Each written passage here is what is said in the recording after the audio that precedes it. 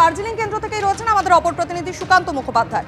সুকান্ত, তুমি রয়েছো চোপড়ায়। ঠিক 1 বছর আগের ঘটা একটা ঘটনা, চোপড়ার স্মৃতি কিন্তু এখনো আমাদের কাছে দগদগে। পঞ্চায়েত নির্বাচনের মনোনয়ন জমা দেওয়ার শেষ দিন 21 বছরের এক তরতাজা যুবক রাজনৈতিক সংঘর্ষে নিহত হয়েছিলেন। সেই ক্ষত নিয়ে আজ চোপড়াবাসী ভোটের লাইনে কতটা উৎসাহ দেখা যাচ্ছে? একেবারে দেখো, ঠিক 1 বছর আগে জুন মাসে বাম কর্মী মনসুর আলমের মৃত্যু কিন্তু এখনো পর্যন্ত চোপড়াবাসী ভোলেনি, এবং এই চোপড়াতে নির্বাচন কমিশনের আলাদা করে নজর থাকবে এবং সকাল থেকে কিন্তু সেই নজরদারি কার্যত চোখে পড়ছে। চোপড়া ঢোকার মুখে আমরা রয়েছি তিস্তা মোড় থেকে কিছুটা দূরে আমরা রয়েছি, যেখান থেকে চোপড়া শুরু হচ্ছে। সেখানে আমরা দেখছি যে ইতিমধ্যে কিউআরটি টিম, সেন্ট্রাল ফোর্সের কুইক রেসপন্স টিমের তরফে বিভিন্ন জায়গাতে কিন্তু নাকা চেকিং হচ্ছে। কিছুক্ষণ আগে যে গাড়ি তুমি বেরিয়ে যেতে দেখলে, অ্যাডিশনাল এসপি নিজে নজরদারি করছেন, এবং কিছুক্ষণ আগে আমরা দেখলাম সেন্ট্রাল ফোর্সের যারা এই কিউআরটি টিমের হেড করছেন তাদের সাথেও কথা বললেন। রাত থেকে কোনো রকম আপডেট রয়েছে কিনা, কোনো রকম অশান্তি রয়েছে কিনা, সবটাই কিন্তু খতিয়ে দেখা হচ্ছে। এই যে 3 রাস্তা মোড়, যেখান থেকে চোপড়া কার্যত এন্ট্রি শুরু হচ্ছে, সমস্ত গাড়ি এখান থেকে ঢুকছে। যদিও সকালবেলা এখন গাড়ির ফ্লো কম, তবে এখনো পর্যন্ত সকাল থেকে যে ছবি আমরা দেখলাম, বাইক থেকে শুরু করে গাড়ি যা ঢুকছে প্রত্যেকটি ডিকি চেক করা হচ্ছে। তারা কেন বা কোন পারপাসে ঢুকছে, তারা এলাকার বাসিন্দা কিনা বাইরের কিনা, সবটা কিন্তু দেখা হচ্ছে। তাদের গাড়ির কাগজপত্র পর্যন্ত দেখা হচ্ছে।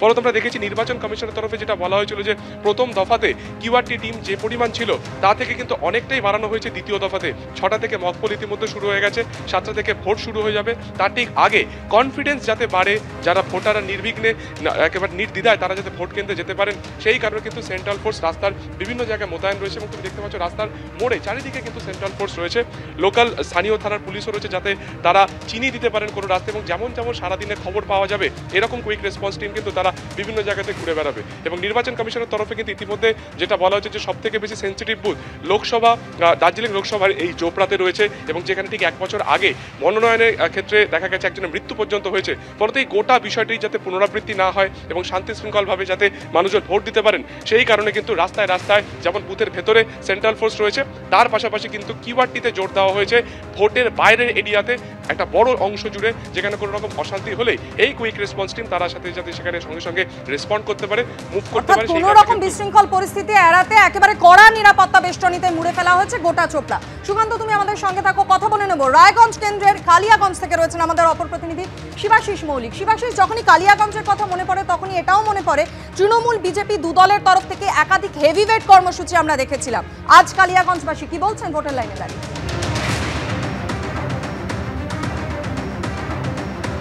দেখো, এই মুহূর্তে আমি দাঁড়িয়ে রয়েছি রায়গঞ্জ লোকসভার কালিয়াগঞ্জ বিধানসভার অন্তর্গত মদনপুর এলাকায়।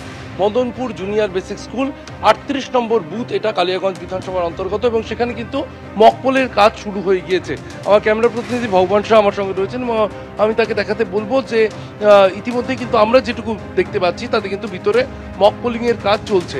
এখানে একটি মাত্র বুথ রয়েছে এবং মানুষের মধ্যে উৎসাহ, এই মদনপুর এলাকাতেও কিন্তু মানুষের মধ্যে উৎসাহ চোখে পড়ার মতো। ইতিমধ্যেই আমরা দেখছি যে ভোটার লাইনে কিন্তু মানুষ এসে গিয়েছেন। আমি কথা বলার চেষ্টা করবো যারা লাইনে দাঁড়িয়ে রয়েছেন তাদের সঙ্গে। কখন এসেছে? 7টা থেকে তো ভোটদান, একটু আগেই চলে এলেন? আগে চলে আসছি, ভিড় না হয়, না হয়, গরমটাও কি একটা কারণ? হ্যাঁ, ওটাও করে একটা। এখানে ভোট কি শান্তিপূর্ণ হয়? হ্যাঁ, শান্তিপূর্ণ হয় কালিয়াগঞ্জ জুড়ে। কালিয়াগঞ্জ জুড়ে অর্থাৎ যার সঙ্গে কথা বলছিলাম ভোটাররা যেমন জানাচ্ছেন, তাতে রায়গঞ্জ এলাকার মূলত এই কালিয়াগঞ্জ এলাকায় সেখানে কিন্তু কোনো অশান্তি হয় বলে তারা জানেন না। তবুও যেহেতু গরমটা একটা কারণ, ভিড়টা একটা কারণ, তাই সকাল থেকে কিন্তু তারা ইতিমধ্যেই সকাল 6টা বাজে সেই সময় কিন্তু দেখা যাচ্ছে ভোটাররা এসে গিয়েছেন ভোট দেওয়ার জন্য। যদিও 7টা থেকে ভোটিং শুরু হবে নির্বাচন কমিশনের নিয়ম অনুযায়ী। এখন মকপোলিংয়ের কাজ চলছে, কিন্তু ভোটাররা তারা সকাল সকাল চলে এসেছেন ভোট দেওয়ার জন্য। একদমই, ভোটের লাইনের এই ছবিটা সময়ের সঙ্গে সঙ্গে কতটা বদলায় অবশ্যই প্রতি মুহূর্তের ছবি আমাদের নজরে থাকবে। এখনকার মতো ধন্যবাদ জানাই আমাদের 3 প্রতিনিধিকে।